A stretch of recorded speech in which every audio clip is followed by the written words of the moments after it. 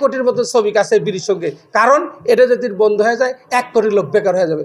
বর্তমান মাননীয় প্রধানমন্ত্রী তারেক রহমান স্যার সে এই বাংলাদেশে বেকারত্ব দূর করার জন্য যেসব কলকারখানা বন্ধ হয়ে গেছে সেই সব কলকারখানা বন্ধ চালু করে শ্রমিকদের বাংলাদেশের মানুষের কর্মর ব্যবস্থা করছে। আর আমাদের এই শিল্পকে ধ্বংস করার জন্য মাননীয় এমবিআরের মহোদয়ের যে চেয়ারম্যান সাহেব আছে এই শিল্পকে ধ্বংস করার জন্য যে প্রস্তাব দিয়েছে এই প্রস্তাবের আমরা তীব্র নিন্দা জানাই, তীব্র প্রতিবাদ জানাই।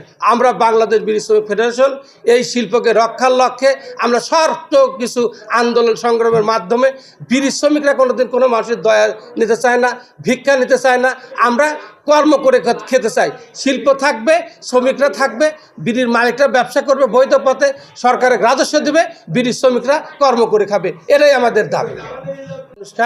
রাষ্ট্র অনেক টাকা এখান থেকে ট্যাক্স পায়, এখানে কোনো রকম কোনো কিছু নেই।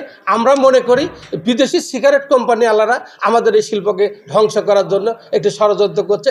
এই ষড়যন্ত্র দাঁত ভাঙা জবাব বাংলাদেশ বিড়ি শ্রমিক ফেডারেশন দেবে ইনশাল্লাহ।